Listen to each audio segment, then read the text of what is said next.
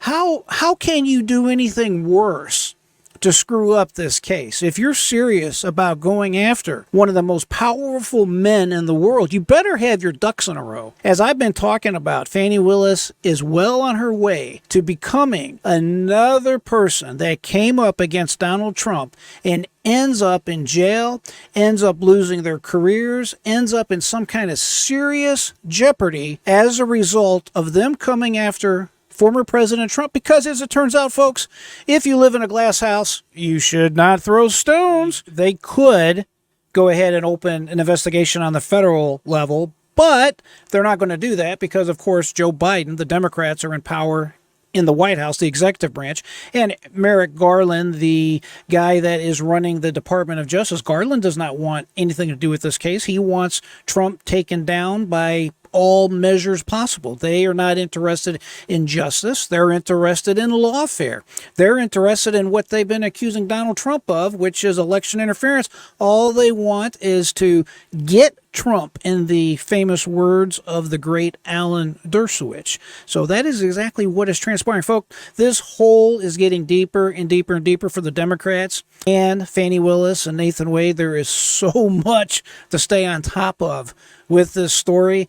Obviously, there are some very tight ties between the White House directly and this case when it was brought. They have verifiable records where attorney Nathan Wade, the prosecutor, went to the White House, met with White House personnel. They're still trying to verify exactly who he met with. It's been published that he was there for at least 2 full days. So you know, and I know, in all likelihood, Joe Biden and his fingerprints are all over this. They are all in bed together, literally, and they're colluding together to stop Donald Trump. This should not be allowed in our great country. We are too good for this, and these idiots are messing up our country. They're turning us into a de facto banana republic if you and I do not stop this. This is not funny. This is not the way it is supposed to work out. Nowhere can you have a country to where you can have the party in power taking out their main rival.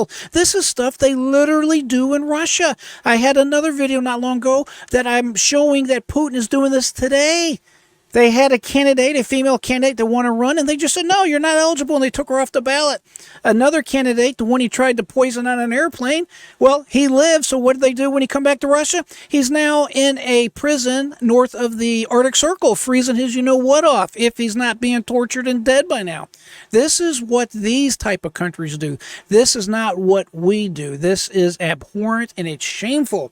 Folks, please, don't buy the indoctrination. If you know anybody that benefit from this message, please send them a copy. Share this video with them. If you're still with me, hit the like button, the thumbs up. Be sure to go ahead and subscribe so you can be apprised as the videos come out. And I'll be having another one coming out very shortly, especially if you hit that subscribe button. You'll know all about it. Hey, it's my pleasure to come chat with you. As I always say, keep that mind free. Never give up. And until next time, my friends, I am J.R. Dukes.